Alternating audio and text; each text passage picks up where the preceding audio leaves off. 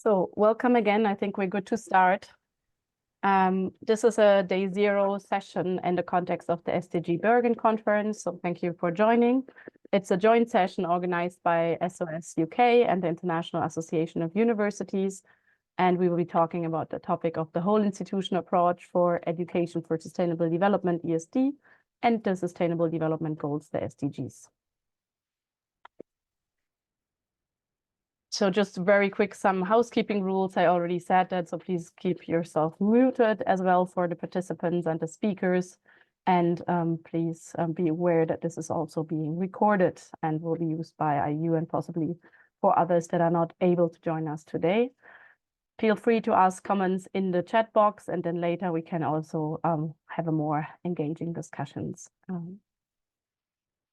So just to let you know, we will start by a quick introduction. So my name is Isabel Thoman, and I work at the IAU as a program officer for higher education and research for sustainable development.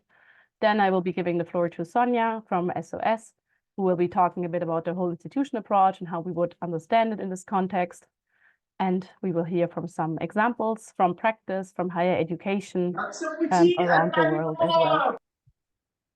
So yes, please mute yourselves if you're not already muted. That would be great. And then we will be coming to a moderated discussion and some conclusions here as well. Just to kick off the discussion, we have prepared a Mentimeter that I invite you to look at. And just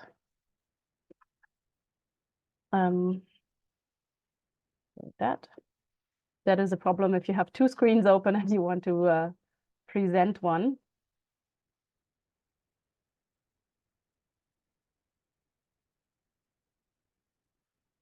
So the first question that we will have is a question on how you understand sustainable development. So what do you associate with education for sustainable and universities? I'm just quickly going back to the slides. Apologies for that.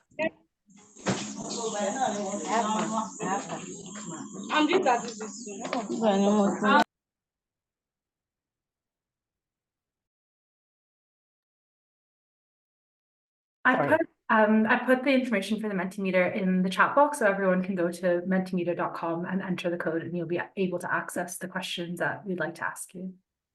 Thank you so much, Sonia.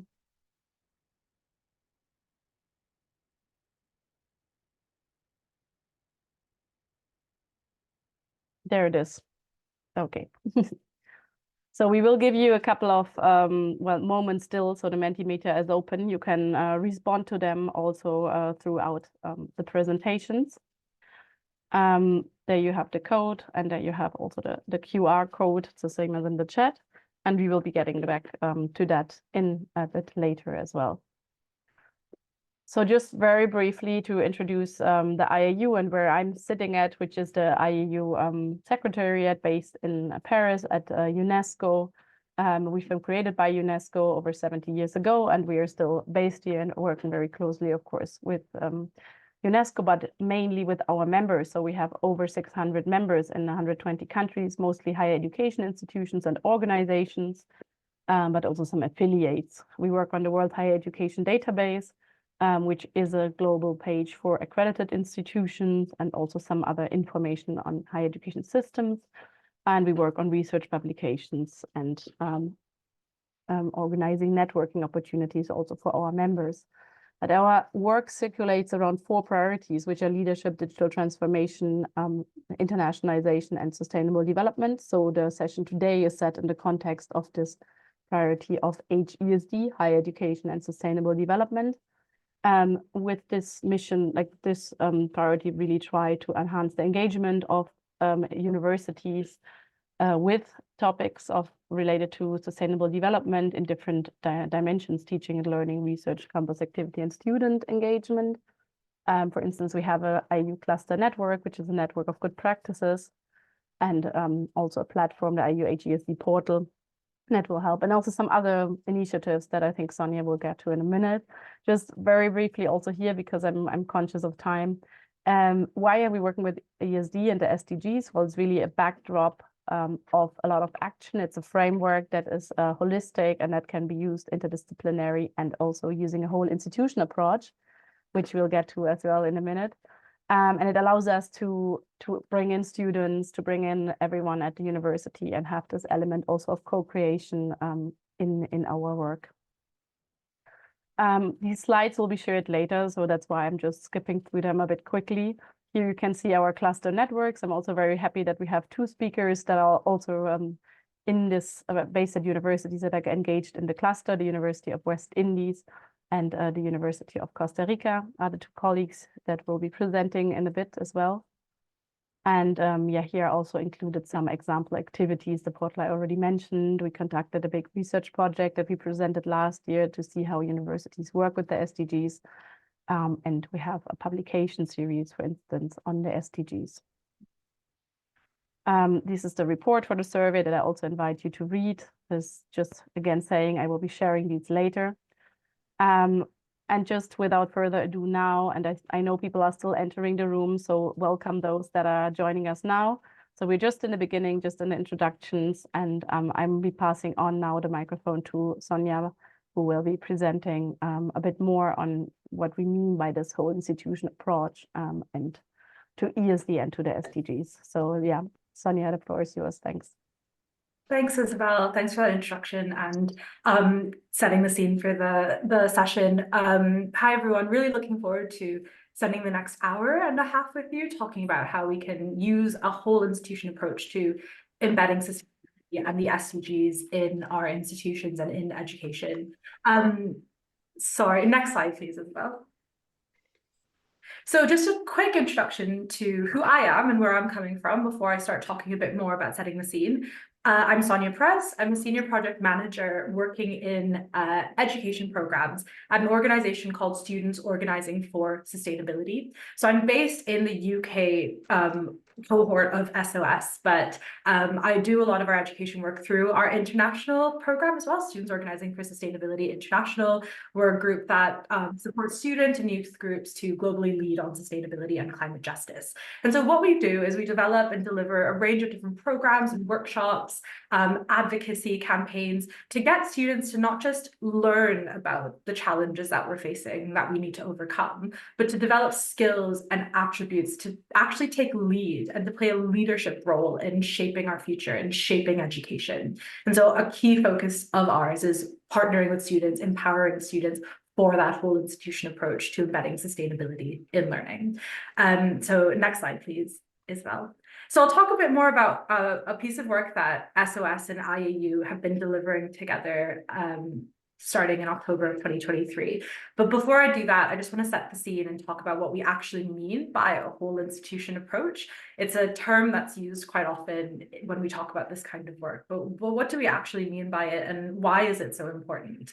So firstly, what we mean by a whole institution approach is engaging all stakeholders within our institution to co-create changes to embed education for sustainable development and the SDGs in learning. And when I say stakeholders, I mean students, academic staff, lecturers and professors, professional staff, so that could be staff within estates, food and dining, careers, student recruitment, globalization, for example, as well as senior leaders and managers. And this can also include engaging with the community that you're located in for that whole institution approach. So really looking at all the various stakeholders within your institution and more widely for how you can use this whole institution approach. Next slide, please, Isabel. And so how can we do this? I think it's easier said than done when I say, okay, you have to, it's important to engage all these stakeholders, but what are some ways that we can actually do this? So the first thing we can do is by embedding sustainability, the SDGs and education for sustainable development across all student learning. So often when we say student learning, there's a focus on the formal curriculum, which looks at lectures and essentially everything that a student must go through to obtain a formal qualification. But what's really important and what will help us to use that whole institution approach is to look at the other ways that students are learning in our institutions as well. So we have the formal curriculum, But we also have the informal curriculum. So the informal curriculum looks at societies, extracurricular activities that students might take part in. It looks at anything that a student might choose to engage with that doesn't necessarily contribute to their degree or their diploma or their qualification. And we also have the subliminal curriculum. So the subliminal curriculum is, I think, a fascinating way that students learn. We also sometimes call it the hidden curriculum. And what it is it's the way that a student learns within our institution simply by being a member of the institution, simply by being a part of the community. And that's through the values and the sort of hidden messages that we're communicating to students that are evident in our policies, in our strategies, in the signage that we have around our institutions. So one way that we can really take this whole institution approach forward is by embedding the SDGs and sustainability more widely in all spheres of student learning and not just focusing on the formal curriculum. And this way we engage with staff and students who are involved in estates and food and dining and career services and globalization, etc. Next slide, please. Another way to ensure that we have a whole institution approach is to ensure that there's sustainability, the SDGs embedded across all levels of our institution. This can really help us to engage students, staff, and our senior leaders. So really looking at those stakeholders across the institution. There's 3 levels that we like to think of within an institution. There's changes that can take place from the top down. So looking at our policies, our strategies, our quality assurance for our modules and our courses. There's the bottom up, looking at the way we engage with our students, our trade unions, perhaps. And then there's the middle out, the way educators might engage with students or the way that educators might engage with senior leaders. So really that link between the top down and the bottom up. And so to really take that whole institution approach for embedding the SDGs and ESD into learning, we need to look at all spheres of learning, but we also need to look at the different levels at which we can make these changes from the top down, from the bottom up, and from the middle out. Next slide, please, Isabel. So I'll go through the next couple of slides really quickly because it'll be nice to hear from Kevin and Anna about tangible examples. But some benefits to a whole institution approach. Firstly, it makes education more fit for purpose for all stakeholders when we can all contribute, when we can all make decisions together and co-create what our learning looks like. It makes our education relevant to the students that are studying it, to the educators that are delivering it, to the senior leaders that have oversight over it, and it makes it more engaging for everyone to have a say in how their education is delivered and how it aligns with the SDGs. It also means that there's increased capacity for sustainability and the SDGs across the institution. If we're taking a whole institution approach, looking at changes across levels, looking at all kinds of student learning, it means work to embed the Sustainable Development Goals is spread out evenly amongst colleagues, hopefully evenly amongst colleagues and students. And it's not really just resting on a couple people to take this work forward. It means that there's handovers, the legacy of the work continues when students graduate or when there's staff turnover. And it means that there's changes and interventions across all areas and levels for institutional change. So it means it's meaningful institutional change. And then, of course, it means that there's more access to professional development, learning opportunities if everyone's able to engage in this work and then do it together. Next slide, please, Isabel. And I just want to take a step back and zoom out a bit and think about the idea of democratizing education. So part of the reason why taking this whole institution approach to embedding ESD and the SDGs in teaching and learning is important is because it helps us to democratize education, to engage our students and to really work with them in a way that that empowers them and provides them with ownership over how they're learning and how they can use their learning. So just a quick explanation of what I mean. We wrote this with a trade union that we work with in the UK called the University College Union. Democratizing education means to engage both students and staff as active participants in the shaping, development, creation, and facilitation of their workplaces and learning spaces. It promotes establishing and ensuring mechanisms for student and staff co-creators and active participants in development and decision-making spaces. By meaningfully engaging staff, students, and others in a democratized learning and working experience, we're all empowered to activate our potential to contribute towards a better world. So that's the sort of broader lens. So that's setting the scene, setting the context for what we mean by a whole institution approach. What I'll do now is I'll hand over, we have 2 speakers, Kevin Manning from the University of the West Indies and Anna Duran from the University of Costa Rica. So we'll hear from them and then I'll come back in and talk about some work that we've been doing with the IAU. So you can have some sort of concrete ideas of what's taking place, and then we'll have a discussion. Next slide, please, Isabel. Yeah, fab. So yeah, really delighted to introduce Kevin Manning from the Global Partnerships Office at the University of the West Indies to talk more about work around a whole institution approach at the University of the West Indies. Thanks so much, Kevin.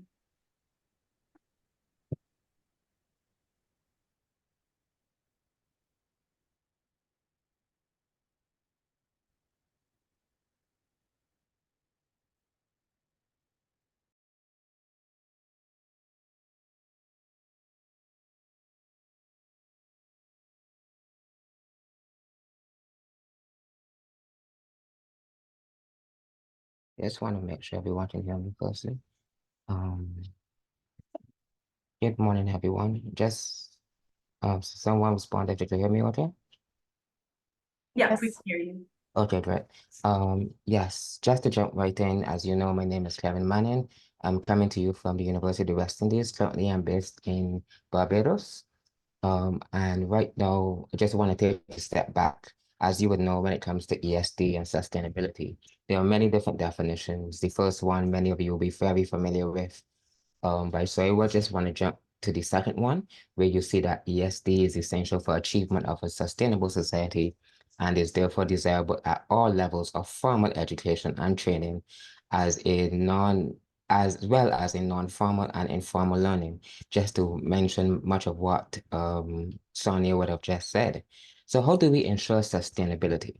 And one example that is quite evident to me is, and this being the beginning of the year, is that we have to ensure as institutions and individuals, we have a level of lifestyle changes. And an example of this would be our New Year's resolutions.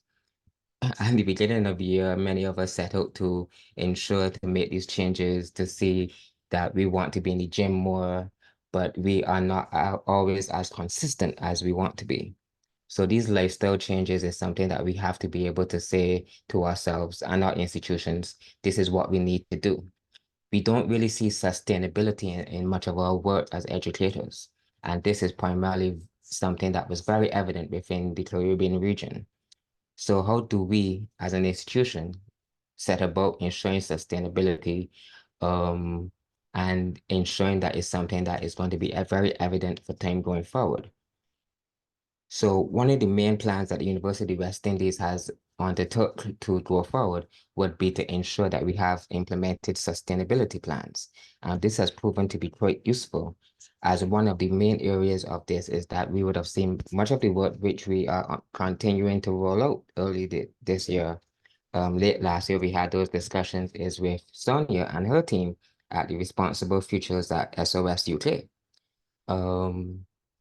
Also, additionally to that, we also have established the Global Institute for Climate Smart and Resilient Development at the University of West Indies and the International School for Development Justice, the ISDJ for short. The Global Institute is one that focuses very much on sustainability. Much of our work in climate and climate action takes place from this very much institute. It's a virtual institute, and the ISDJ is intended to undertake and take an analysis of every single SDG, all 17 goals that have been established. But one of the challenges is that we treat sustainability as a theoretical concept, and we don't really go about it with the practical applications. And many behavioral scientists will indicate that it takes 18 to 60 plus days to formulate a new habit. So when we look at sustainability and ensuring ESD, we have to be able to take an understanding as to how best we're going to go forward from this to make a difference. So for the UWA, we have learned over the years and the challenges that we faced is that many different aspects of learning and education is present. Sonia would have mentioned aspects of informal and formal learning. And for the UWA, we saw that there's a challenge with the industry versus academia paradigm. And this will be explained a little later in some slides. But we recognize that contextualized learning is key in ensuring sustainability in our education for our students. So for education and sustainable development, they must work together.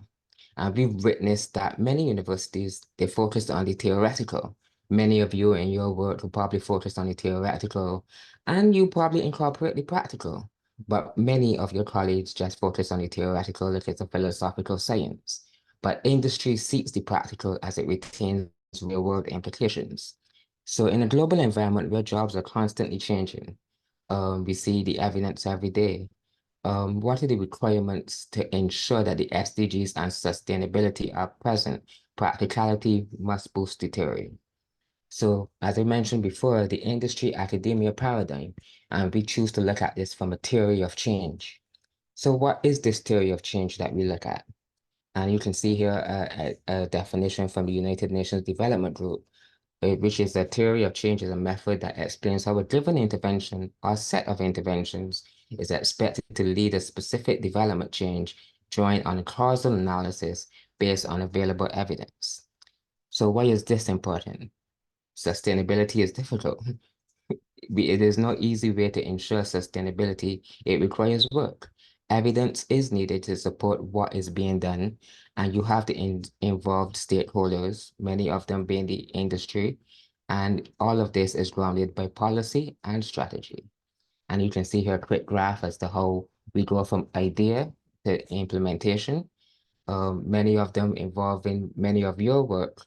And then we have the policy enablers, we have the industry being the private sector, the global community of practice to be able to ensure that students go from and are well-rounded, not just in areas of theoretical, but also have the practical implications to be able to function in a global community. So in conclusion, education for sustainable development is critical in many areas.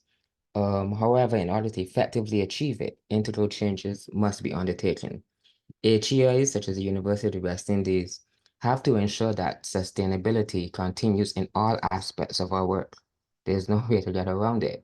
But education is first and foremost as it bridges the gap between industry and academia, and it prepares our students for the future. Sustainability plans also go quite far. It is not simply enough to teach, but as an institution. And as many of you may be familiar with the University of the West Indies, we are spread across the Caribbean region. There's no real way of saying we are one campus, we can do everything in one go. We have to be able to ensure that it's a situation where we can continue to embrace sustainability because it's very important going forward. So I think at this point, I'll hand back to Isabel and we can continue to take a look at, ESD going forward. So thank you very much for joining me. Thank you very much, Kevin. And it's really interesting to hear what is going on at such a big and spread out institution such as the University of the West Indies. So thank you for your presentation. And I think if you agree, it would be also great to share your slides after with the colleagues that have attended. So now I will go to a second example from practice to the University of Costa Rica and to Ana Duran, who will be presenting today. So yes, perfect. Ana, you already have a screen share. Yeah. Okay, thank you so much. We can see it. So the floor is yours, Ana. Thank you very much for this space to share some of the work that we've been doing at the University of Costa Rica. So the University of Costa Rica has three main working pillars, being one, education, the formation of new professionals, then academic research, and what it's also called social action, which is the way in which the university interacts with the communities and also participates in the different aspects of living in the country. So we have different approaches in which we focus on the education for the SDGs. So for a few years now, kind of a national initiative on integration of the SDGs as part of the curricula has been in the works. So when we talk about how are we educating for the SDGs and how also we participate in this education process, we mean that we need a change in that curriculum. So we need to directly include the SDGs as part of what we are teaching at the university, but also promoting the development of how the students and then future professionals would be using all this information to participate in being actually engaged in the promotion of the SDGs. So we have one approach that is directly linked in the class work, what we are doing in the classroom with the students. And we also have a line of different types of activities, seminars, a lot of workshops that are conducted every year. And these workshops tend to emphasize the interaction with the students, with also other students coming from different institutions in other countries. So for us, it's also very important that the students have the chance and get to know how all other institutions across the world are working with this curriculum development of the SDGs, and then expanding the horizons on how to achieve the goals, and also how we do understand the goals. Part of the work that we do, we like to call it goals for equity and equity for the goals. So there is a strong line on guaranteeing an equalitarian access for the education in the country, but also to motivate the university to continue this development, understanding that we need to build a better future, but making sure, and that's something that I really like, is making sure in a very strong statement that no one is left behind. It's extremely important for us. So as part of most Latin American universities, public universities encore and contribute to social mobility in the region. So it's extremely important for us to make sure that everyone can be participant of these initiatives. It is also very important to depart from this traditional way of education in which all the activities are held in the classroom. So we have the different training workshops and laboratories in which the students can also take part of different research activities directly with different experts, both from Costa Rica and also experts coming from abroad, and then interact through these workshops in trying to solve different aspects or problems that we have in particular regions, but encompassing and integrating the overview of, how can I link this particular experiment that I am preparing to support or try to achieve one or multiple SDGs at the same time. So making sure also that students have the access to technology, state-of-the-art laboratories, but also can be involved in the development of specific problems. And something that's very relevant for us in this approach is these problems are coming from communities. So we have this specific community that has some particular needs, and then through these workshops, the students are able to provide solutions for the communities. It is also relevant for us that the students can participate in this type of activities because they can also better understand the national context that we have and the regional context that we have. So it's not only a matter of educating on the SDGs, but also understanding, how we can understand and contribute the SDGs goals from our national reality and the different perspectives that we have. And also this has the advantage that makes sure the students also understand that the country also has different realities depending on the region where we are located. So trying to summarize, we work on 4 main different lines: SDGs and future professionals. So how we integrate the SDGs and corresponding strategies as part of the coursework that's kind of very specific in the curriculum, but at the same time provide hands-on training to make sure that we can actually depart from these more theoretical approaches and then participate in more practical work and this kind of future professionals formation for the SDGs strategies. Then we have the university and the community, and we have different types of programs. The one that is perhaps most successful at the moment is the open doors approach. So we have different experimental stations and laboratories in which any person can come in to the open door sessions, then understand what the university is doing, which type of problems we are solving, how these problems are related to the SDGs. And we do this partly in teaching, research, and social extension. These open doors activities are something that are very valuable because people get also to know what the university is doing for their communities, but it also works as a very good way in which we can engage younger students from the communities, and mostly coming from rural and less privileged areas, to join in what we do at the university. Then the context for the SDGs partnership is how the university work through these different types of workshops with other institutions and stakeholders to strengthen the partnerships for the goal at different levels. So regional integration being also part of something that's very relevant to us. Networking is extremely important, and it's also very relevant for us that the students can understand how they can also participate in these different types of networks that the university is fostering and encouraging, so that we can have more integral frameworks on the work with the goals. Just to end, a very quick example. So we have different also specific initiatives within these programs, being one of them the Ibero-American Network, Women Network for Climate Action, with this specific sub-program, I would say, that's called Tiempo y Clima para Vos, that would be Weather and Climate for You. This program at the moment is working with 230 schools and high schools all across the country, distributed in the different regions that we have, providing training on how we understand weather and climate and how this is linked to very specific SDGs. They are the ones that are not marked in green. And here we have two different levels. So one is trainings and workshops for high school and primary school teachers, and then a specific work that's also done with the students.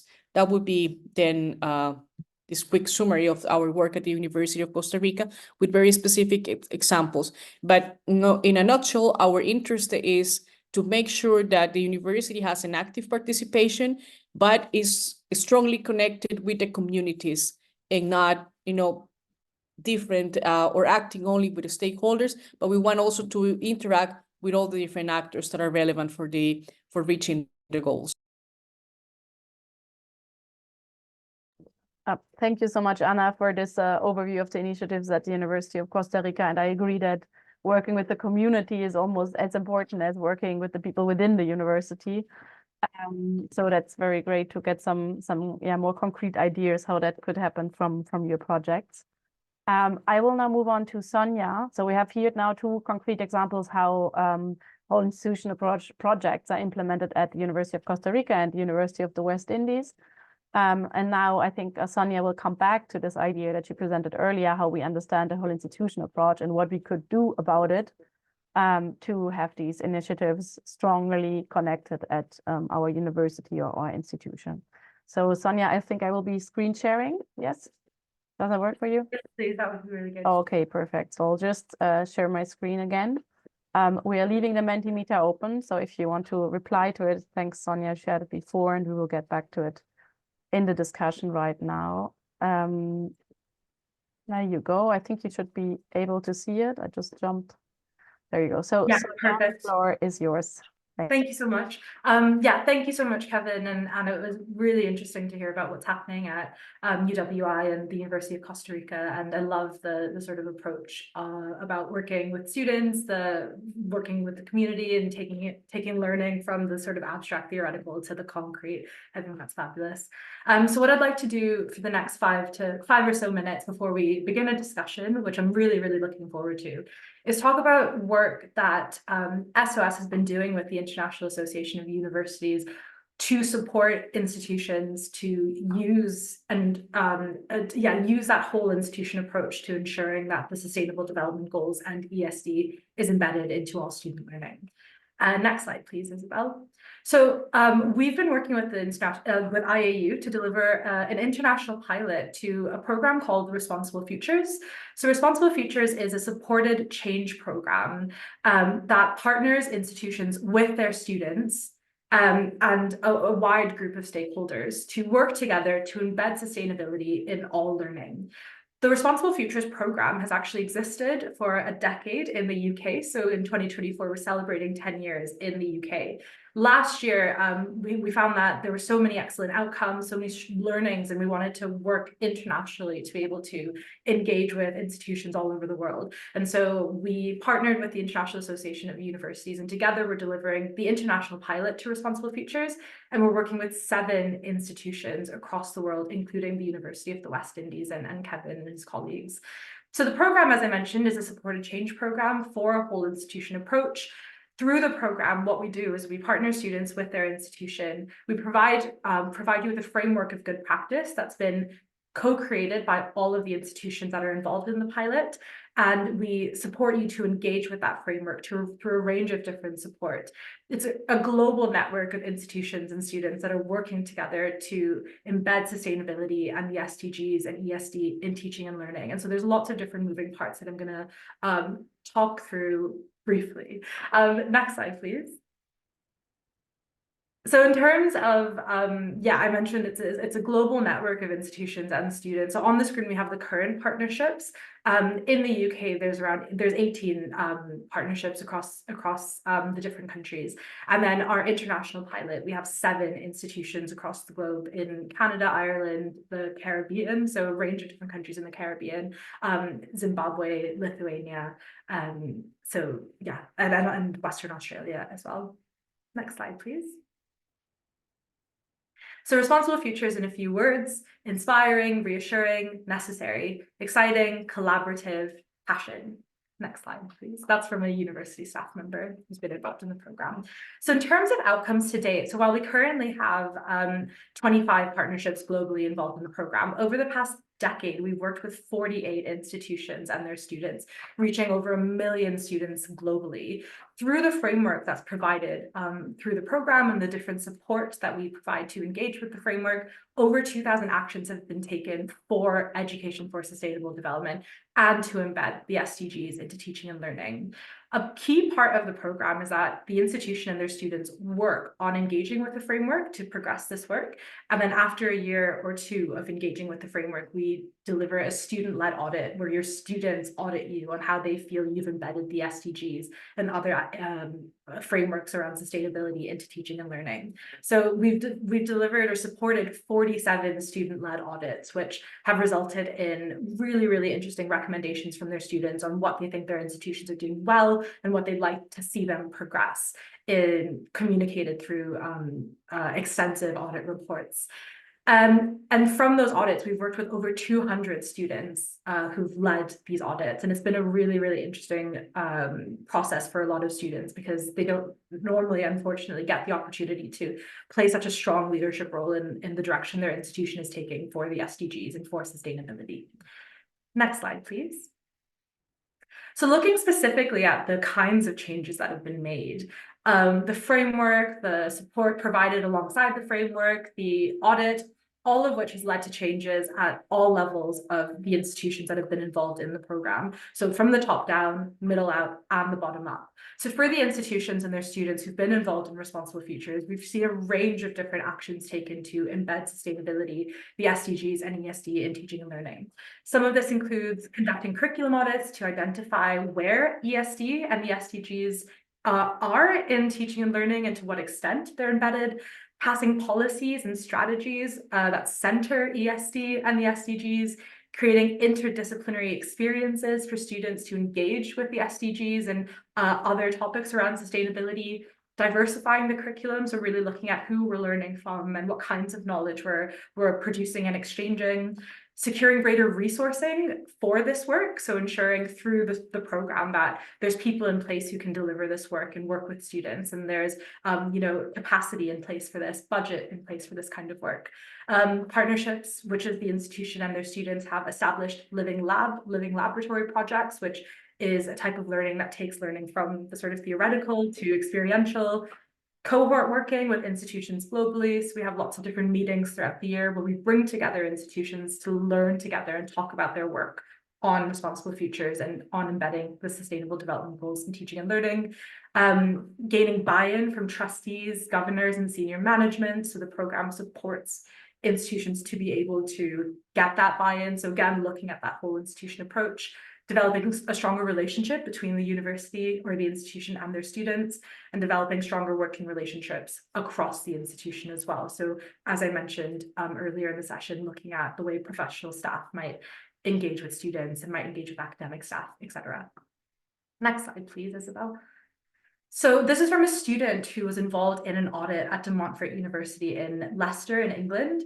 They said, it's important that I've been involved with the Responsible Futures audit. This has literally set the tone for more things I want to discover about my university as a first-year student.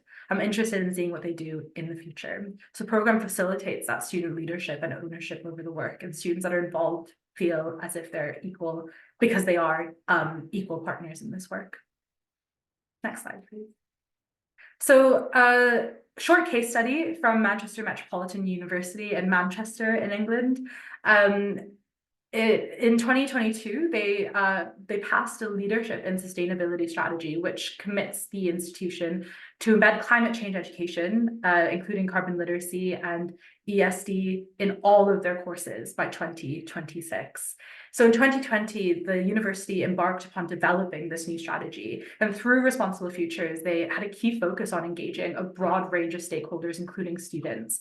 So what they did was they delivered interactive workshops open to all staff and students, and a short survey for internal and external stakeholders, which helped them to collect feedback about what the university's key sustainability priorities should be. So for them, the development of the strategy wasn't just coming from the top down, but they were opening up those avenues and those channels for all stakeholders within the university community and beyond the university community to be able to feed into that.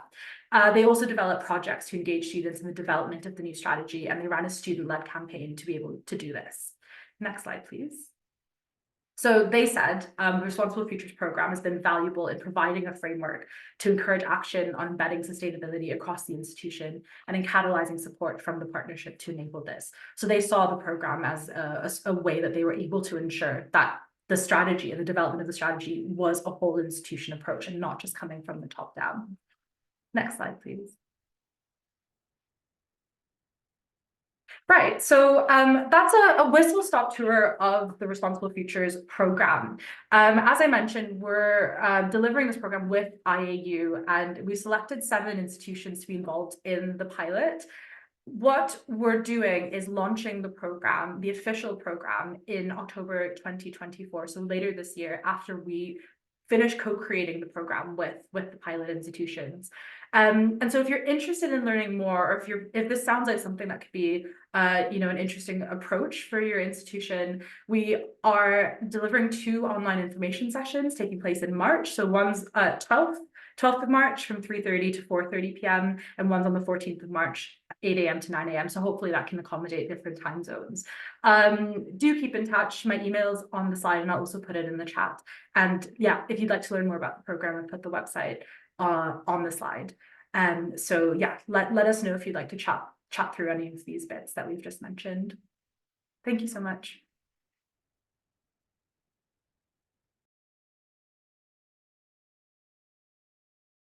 Thank you so much, Sonia. I just tried to unmute myself and change the slides a bit, but thank you for presenting that program. So we really wanted to show also that there's also a different way to go about it and connecting existing initiatives at the university. So I think for that, Responsible Future, the program is very helpful, and we're very looking forward to hearing also in a couple of months more from the international pilot, what experiences they've made. So we're really just in the first international round of this program, and the reason why IAU was very happy when SOS UK approached us for this is that we feel this is a program that really allows to combine existing initiatives, has a strong student element, has a strong ESD element, and also the SDGs in there. So it doesn't necessarily have to be 2 different initiatives completely, one for ESD, one for SDGs, but we really encourage you to connect them and to connect them to the work that you are already doing, such as community initiatives that probably existed way before the SDGs. So this is a good possibility for that. So now we're moving into the part which is the moderated discussion. And just before I start with the questions, I would like to give a very heartfelt thank you for Kevin, Anna, and Sonia for their presentations today. and for also joining the session. What we will be doing now is I will first go back to the Mentimeter poll, and just to give you an idea what responses we were able to collect so far. Can you see the word cloud? Yes, I think now at this time it works. So these are the words that you in this group, so we're around 30 people, and we have received all these responses. So we've been talking about transformation, transformative, about possible challenges. That is also interesting. It has to be very interdisciplinary. It has to have a purpose. So we're really educating the students for the world and for their further careers, and not just for one job, but for life. Prerequisite, so should be a prerequisite, I hope, in most careers, and maybe for all at some point. Difficult, yeah, I would also find it interesting data maybe to hear from some participants that are here with us in the room, what they found especially challenging, or what type of why they associated this exactly with education for sustainable development. Green Campus is a very common and very great also initiative to get started and get people easily engaged. So these are just some of the points there. And I have a second question as well for the participants. So after hearing the presentations or from your own experience, which activities do you feel are most crucial, are most important for advancing education for sustainable development at higher education institutions? And here I would also invite you to go to the link that has been previously shared in the chat, or maybe Sonia, I could ask you to just quickly repost it for those that have joined us in the Mentimeter poll, so you will be able to also vote. And maybe in a couple of minutes, if we have time, we will come back and see what do you see is the most crucial aspect, or maybe it's something that's not in here and you might want to share it in the chat as well. So please feel free to get involved with this as well. The people are already submitting answers. Okay, it's going to be a very tight race here. I will stop the sharing from the Mentimeter poll now, just to get back a minute to the questions that we have prepared for the discussion. So what I will be doing now is I will give each of our speakers for 1 minute, 1 minute and a half, the possibility to respond to the first question that you see up on the slide. So what do you think are higher education institutions doing well to embed sustainability into SDGs? And maybe already the second question, what do you think can be done to improve these efforts? Very quickly, and maybe I'll start this time with Anna, and then invite Kevin and Sonia. And then after that, for those in the room, if you would later like to turn on your video and maybe raise your hand, we can involve you in the discussion. We'll try our best to also involve people in the room, because we really want this to be an exchange, space of exchange, or if you prefer, you can also use the chat. So yeah, Anna, would you like to comment on the first question? Thanks. I think what the institutions are doing well now is that they are now aware of the importance of having the SDGs explicit as part of the curricula. And I think that was, at the moment it started, it was groundbreaking, because academia, even though is supposedly to be flexible, has a lot of rules. So make kind of strong changes in the curriculum is kind of a very hard task. And sometimes it's not easy for more traditional groups to understand the relevance of this. What's more than now, I think the next step after doing this is how we can ensure that all these changes can be also taught from the practicality, not only kind of learning, we have these goals and we have these strategies and we can do this and that, but actually to engage the people in participating of the strategies. And that also requires the development of different tools that we at the universities still need to work on. Otherwise, these changes in the curriculum would end up being purely cosmetic additions to the curriculum. And of course, that's not what we want. So we want this to be a true transformation of the way education is. And definitely, to extend these efforts, we need to develop more tools, and we also need to, go steps ahead in making sure we can integrate all this in more practical work, and then truly believe in what the goals that we need to achieve the goals. Great, thank you, Anna. So I think I like the idea of putting the strategy into practice and also having everyone on board. And I think that's definitely a challenge that a lot of institutions face, that they have structures that are not as flexible as we want, and we don't want sustainability to be an add-on. We want it to be integrated also in curriculum and activities. So thank you for making that point. Kevin, could I ask you to also share your opinion on these questions, please? Sure.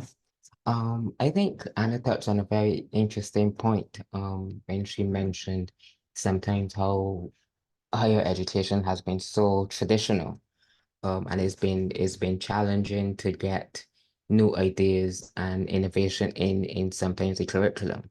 And now, I would say within the last 5 years, you've seen more or less of a change in that regard. Sustainability is becoming more important as students demand more. Students are asking for something different. And I think that level of understanding in terms of what higher education institutions are able to offer is becoming integral. So changes to the curriculum, and maybe one of the universities in this room are one of the universities that are mandating that every student that comes into the university now knows some level of sustainability or climate knowledge, because that's their reality going forward. Fostering levels of innovation, and how can sustainable development, be innovated to be able to boost aspects of education. I would have mentioned previously the aspects of industry versus academia. We are, as an institution, being able to look forward to that and recognizing that, traditional methods aren't working. The institutions, the society are, realities are demanding more. It can no longer be a philosophical approach to surviving anymore. So I think being able to foster the SDGs, such as the University of Costa Rica is doing, University of the West Indies is doing, SOS UK is being able to build on, is something that we find to be very interesting. And how can these efforts be extended? But the institutions need to buy in. Much of the time you get pushback at the policy level, at the board level. Why is this, something that's coming before me? We need to be able to, say to them, this is the new reality of education. And I think that's something that, we need to continue to look forward to do. So yeah, that's my response at this point. Wow, thank you so much, Kevin. Yes, the reality is really asking for more than yeah, and the students are asking for more as well. So that's a great point you made there. Sonia, would you like to just connect to that? Yeah, I think I really mirror Kevin and Anna's points. I think in terms of what's happening, that I think is good, is it's becoming more and more mainstream. So I think we used to have conversations about, small things around sustainability, around, recycling, and now we're going beyond that and talking about, sustainability on a much larger scale. I think that's fantastic. There's more buy-in from senior leaders, which really supports with capacity and resource. Kevin, I think, yeah, I agree with you that institutions are listening to their students more. They're taking that kind of student evidence for wanting to learn about sustainability more seriously. We survey students every year about what they want to learn and how they want to learn, and consistently students tell us they want to learn about sustainability, and their institutions or universities are where they should be learning about it. And we use that as an evidence base to universities and then they work with us based off of that. I think there's really excellent pockets of innovation amongst educators. So on a sort of smaller scale, educators across the world are doing fantastic things to embed sustainability in their teaching and learning. And there's lots of really interesting case studies around that. So lots of good things there.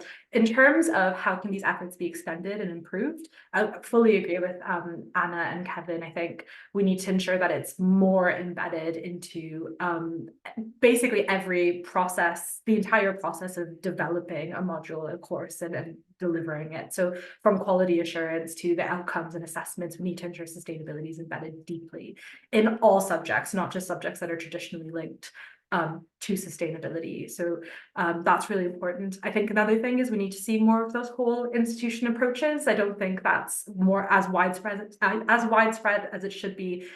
Every institution has really interesting pockets of good practice, but we can't work in silos. We really need to have that cohesive, joined up approach so we can see exactly what we're doing in our institutions and our way forward.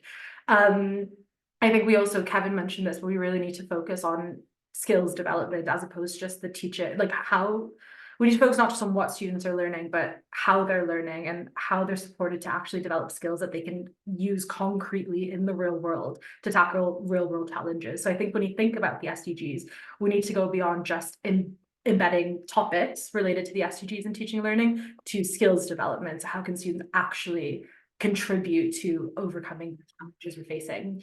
And then lastly, my last point, I'll make it quick, is I think we also need to go beyond. I think the SDGs are an excellent shared language. They show us the breadth and the interconnectedness of sustainability, but I'd love to see a stronger focus on climate justice as well, and really thinking about those global dynamics of who's going to be impacted by the climate crisis and the disproportionate responsibility around that.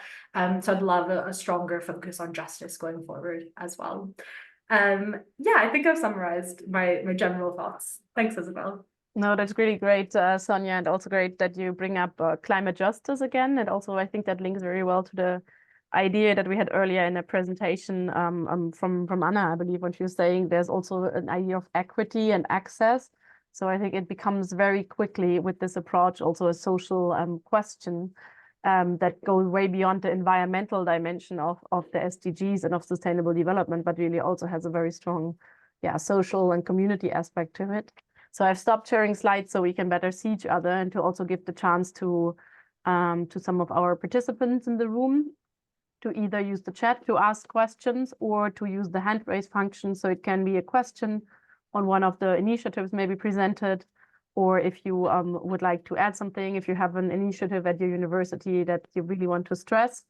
And also something that I wanted to say is there is quite a bit of tools, guidelines and helpful resources that we can also use and share. So maybe Sonia, you want to share the link to the student surveys that you just mentioned.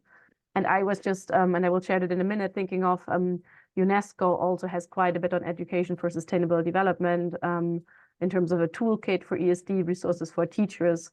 So these kind of, these kinds of documents and resources are out there already as inspiration. Maybe let me just start with Alejandro, because I see your hand is up. So please, you can take the floor. Thank you very much, Isabel. And thank you, Sonia and Anna and Kevin, for sharing with us your experience. It's a pleasure to see faces that I know here.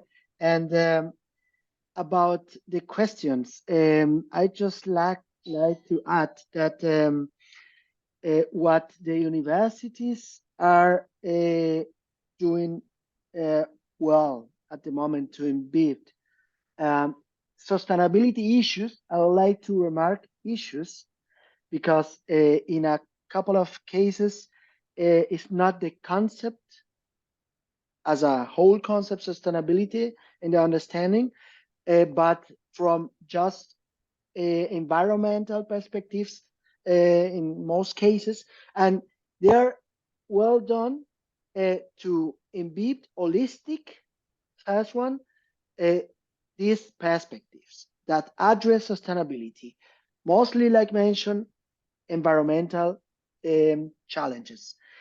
And the second stage, a couple of universities embed very well too the concept of sustainability, but just a couple of them embed the concept of ESD as a driver of or facilitator to address sustainability challenges. And for me, it's more than a question, or yes, a question, how you in your universities, for instance, Kevin and Anna, change the concept to ESD, even the environmental challenges are now one of the most important topic to address resources of universities and maybe create a competence between the both. Yeah, this is one. How do you achieve to include ESD in the discourse of your university? And second one, and I end with that one, is that we are facing a very critical challenge now, and is that our institutions could don't distinguish the performance of the university, the stakeholder value that maybe we could address with those actions, and the system-wide impact.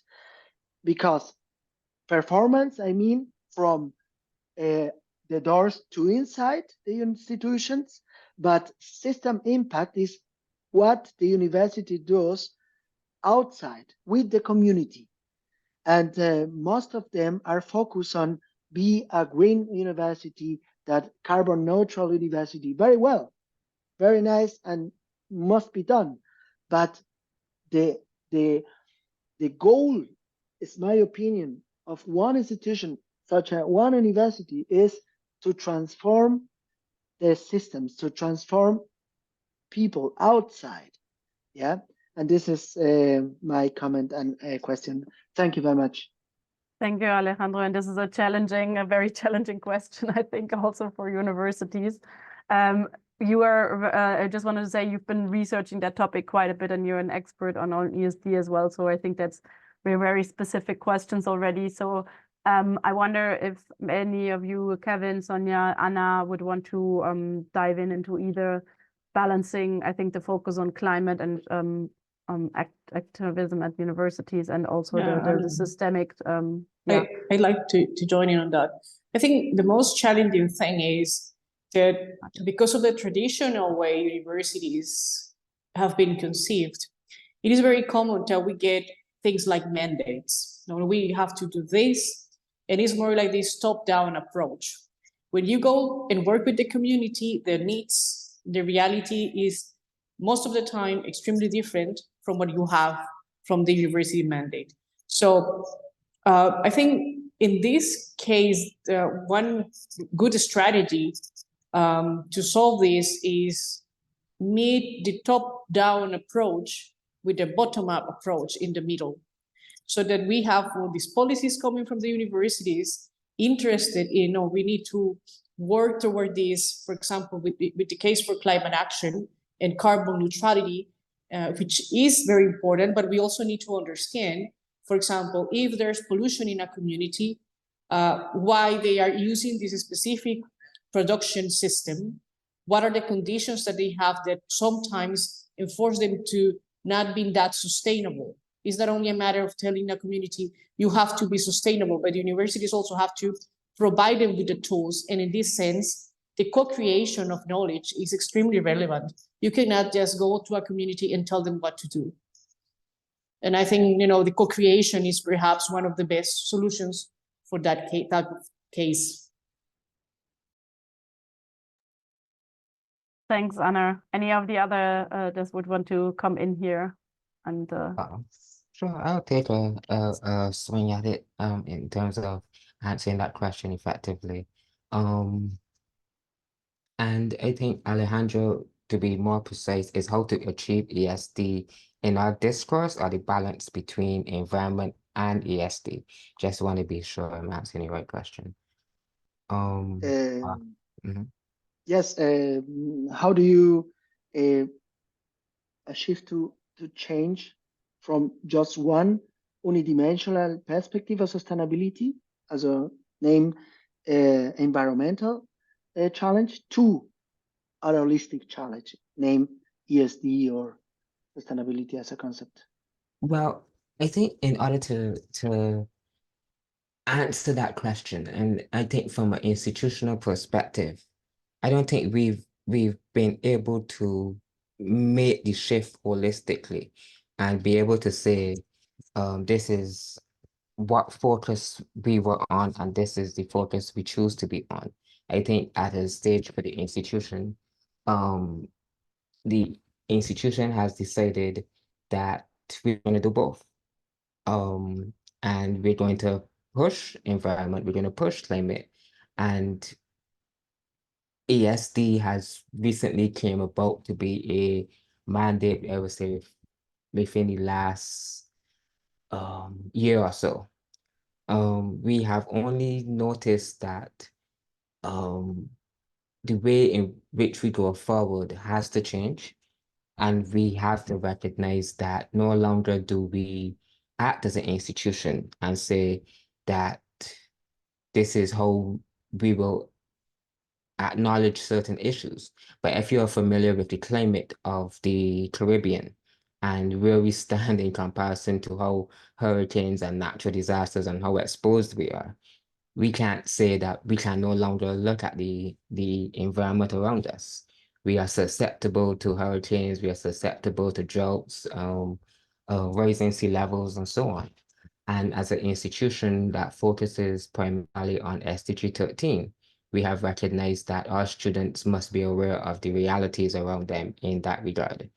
And now, as I would have mentioned, the challenge of the industry was that, yes, you are putting out students who know how to do accounts, but how is accounts going to be sustainable for my institution when the sea levels are rising?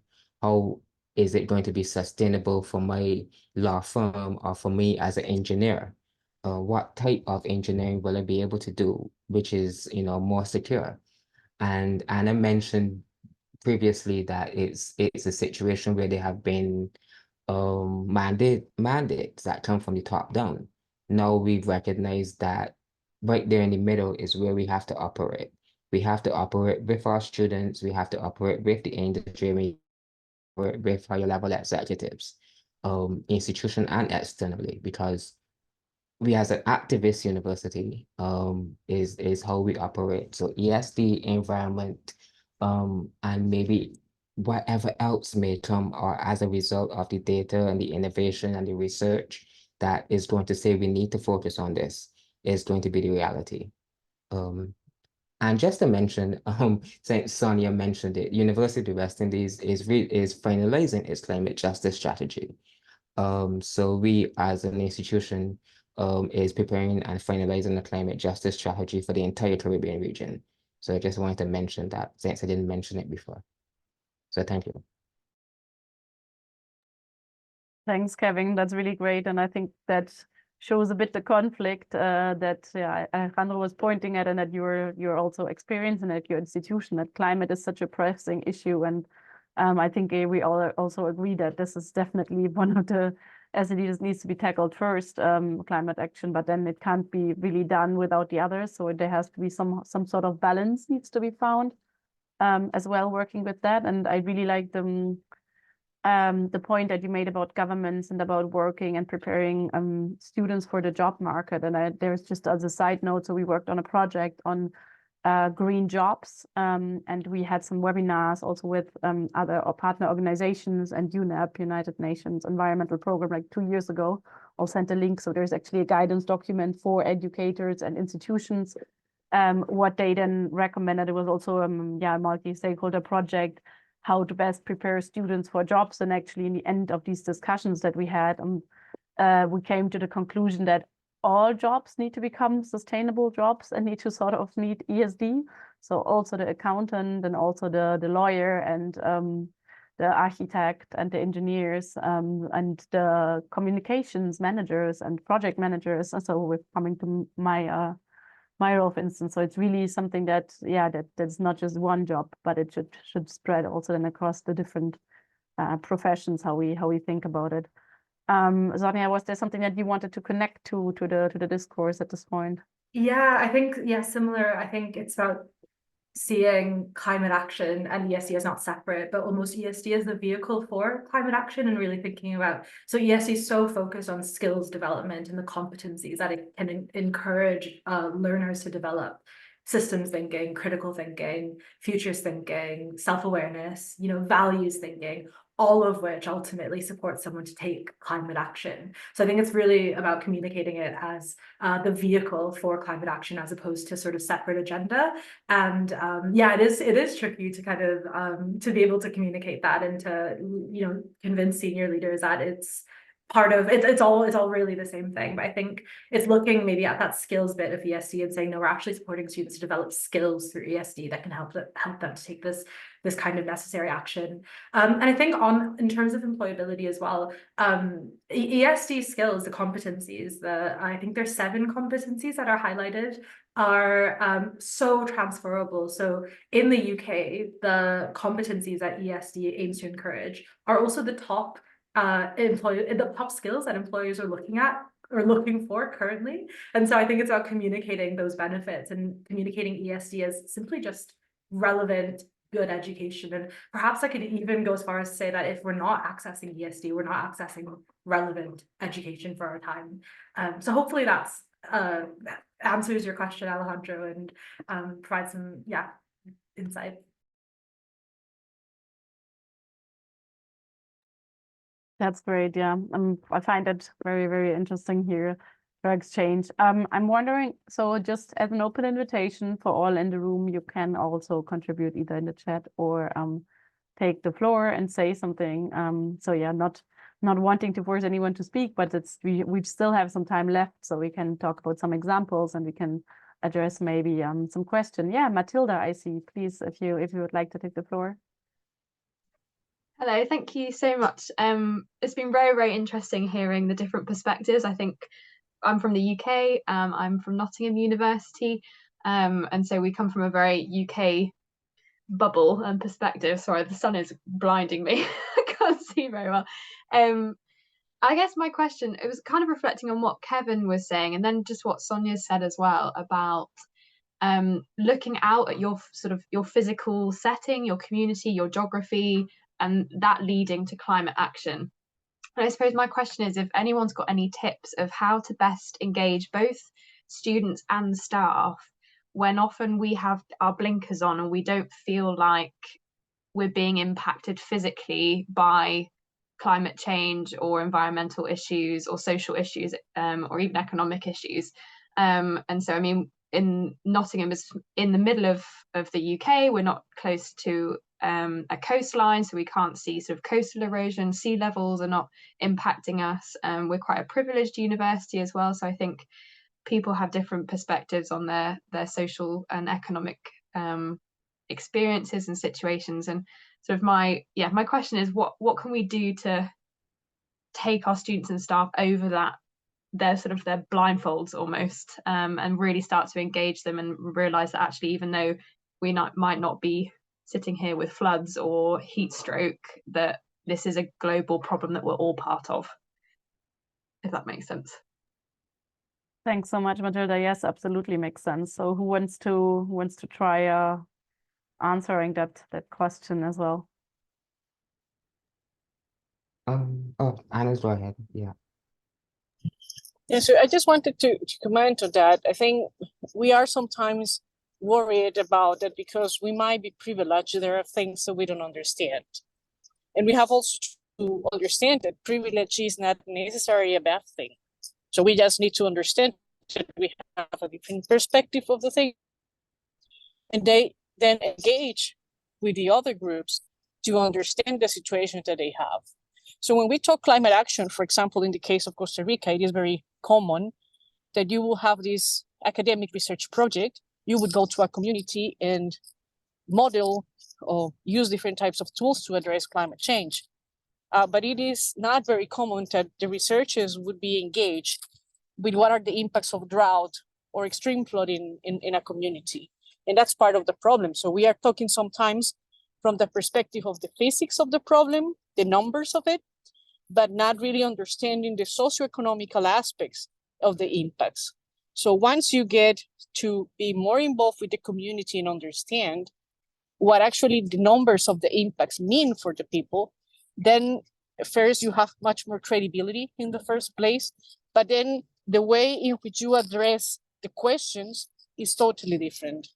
So having better questions and solving better a problem starts from understanding the community that is suffering the impacts, regardless of whether you may have or not a privileged background. Thanks, Anna. That's so interesting to think about that in that perspective. Kevin, I think you wanted to also come in here. Yeah. And this is where I want to applaud University of Costa Rica for having that insight, because they work very closely with their community. It's something that even us within the Caribbean, the University of West Indies, I know UCR is also in the Caribbean, but it's a situation where they've had that ability to go out into the community and speak closely to the sectors that are involved.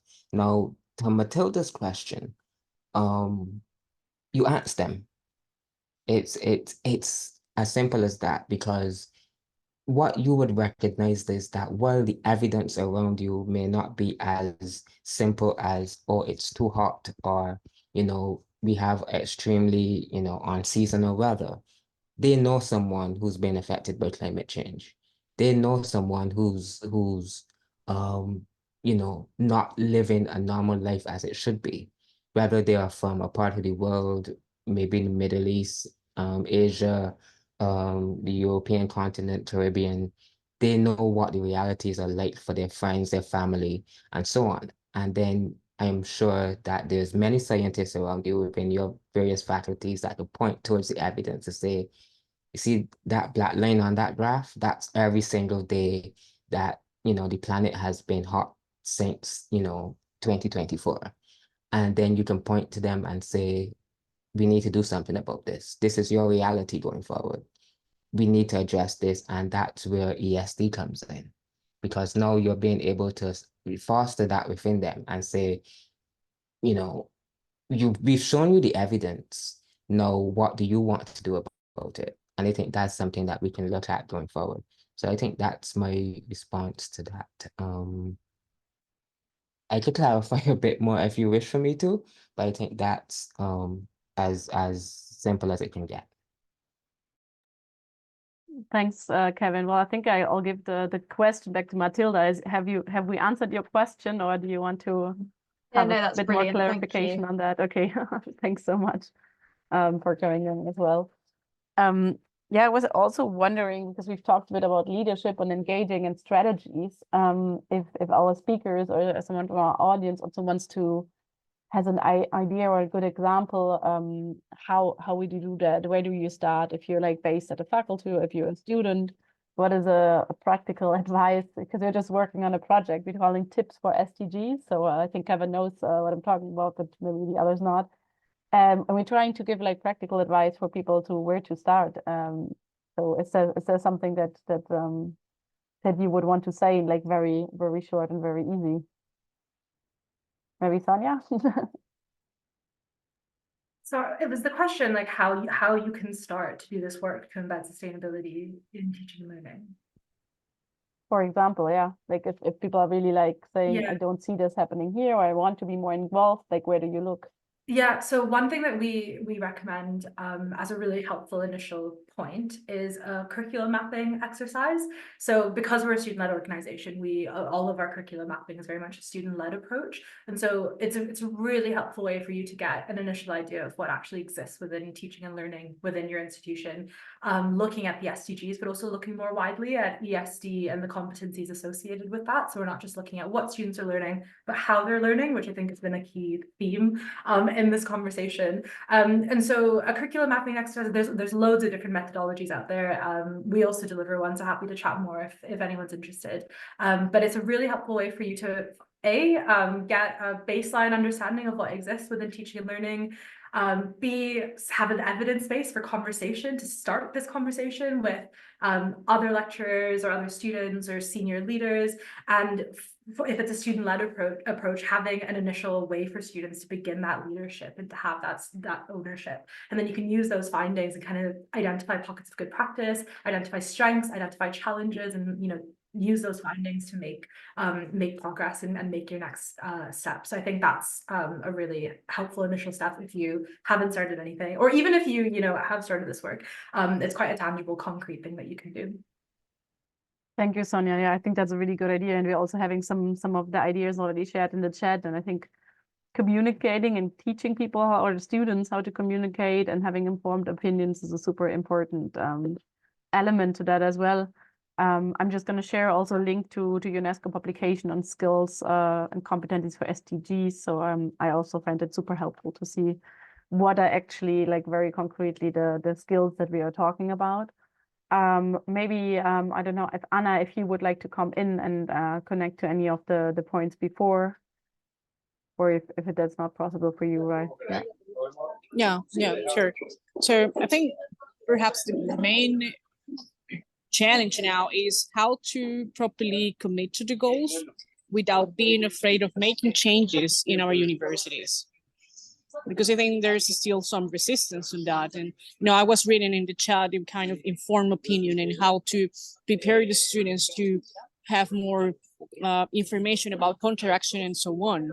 And that also would require not only changes in the curriculum, but also providing the students and also the teachers with the tools and the information for that.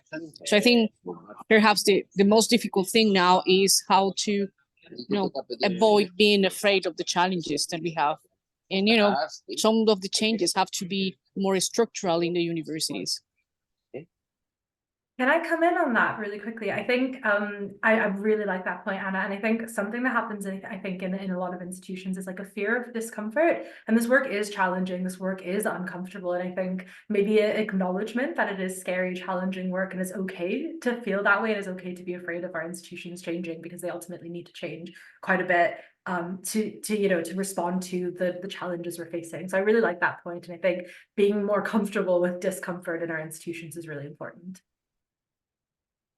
Yeah, thanks both of you for that point as well. Yeah, I don't know if didn't see any other concrete questions or interventions at this point. So we have a couple of more minutes left, but I thought maybe I could just go briefly back to the second Mentimeter question that we asked, and maybe in the meantime there will be some other questions. If not, I think I will also ask our speakers to wrap up and say some concluding words. But I think it has been a very great and inspiring discussion so far. So let me just pull up the second question here, because we've talked about examples, and I feel examples are really important, that we really see of these examples of good practices and activities, what could be done. And surprisingly, or actually I already expected this to turn out mostly balanced. And we need all of these elements and these activities, the project with the students. We need to have these like awareness that this is an issue also for leadership, so we can have their buy-in, and we can have the support and hopefully also resources to start these projects at the university.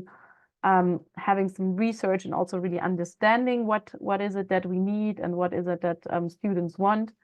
And maybe employers want as well, if we then look at the skills for the labor market. Which tools and resources do we need? So again, I think I invite you to have a look also at some of the resources I've shared, or we also work with a toolkit in, for instance, the Responsible Futures program. So it's really also looking like what are things that I can go back to and where I can read, and I can admit also, well, maybe I don't have that information, but I know how to find that information. And that's something that I must admit from our work at the International Association of Universities, working with university leaders that are changing quite a lot also every couple of years. They don't always say that they might not have the knowledge, so we have to find a way to make them also understand that the work going on ESD is important, and that it is something that needs to be integrated into all activities as well. And trainings and events like this event here, or like the SDG Bergen Conference. I've been participating like 3 years in a row. I think it's always a pleasure and a very great platform to bring different people together as well. So yeah, let me just close that one as well. I did have some slide here with some other resources. I think we will try to share also the slides and the recording, in particular to the Responsible Futures program, to the IAU cluster network and the portal, and also our SOS and IAU social media. But of course, also feel free to share and to connect after the session on the conference platform or on other social media pages as well. And just in terms of time, I wanted to say thank you already to everyone participating and to the speakers. And I would like to give the floor and sort of the last round of words to our speakers. So maybe I can start with Kevin, and you can just say very quickly some of your conclusions or takeaways from the session, and then hand the ball to Anna and to Sonia next. Sure. I think looking back and reflecting on many of the discussions here, we've seen so many avenues in which we can go. And I think it's encouraging for many of the persons here, whether you're a speaker or a participant, viewer, so on, that it's a situation where you see the realities of a changing institution ahead of you. You see sometimes the needs in terms of your students and staff and what needs to be done. And I think going forward, it's going to be very integral in incorporating ESD. For many persons, it's a situation where we need to adjust the ways in which our curriculums are structured. It's important to more or less have a diverse aspect of our programming. And we also have to prepare our students for the times in which we are going to face going forward. Not that I'm a prophet of doom or anything, but just to adjust to the changing dynamics of the global environment, whether it's for employment, whether it's for your own personal development.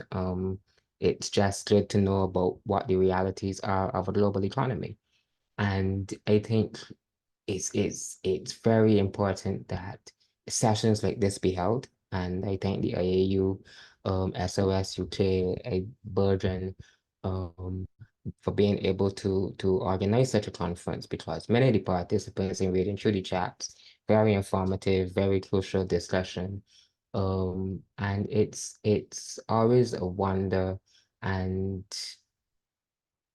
informative approach whenever sessions like these are held, and it doesn't get this is my point of view, that is my point of view, but also it's a situation where we can allow for good discussion. And I really enjoyed this session, and I thank everyone for joining in.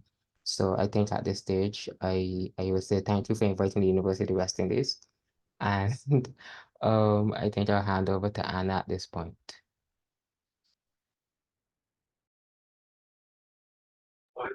So thank you very much. I like to thank the opportunity of this space.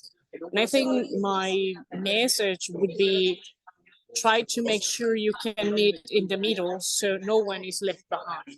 I think all the times that we discuss all these issues, we need to make sure that we are just right away looking for equity and making sure that everyone is included and integrated. That's great. Thank you so much. And then Sonia, Yeah, I'll let you close. Yeah, thank you so much as well for facilitating and planning the session, and Kevin and Anna for your really interesting examples and points.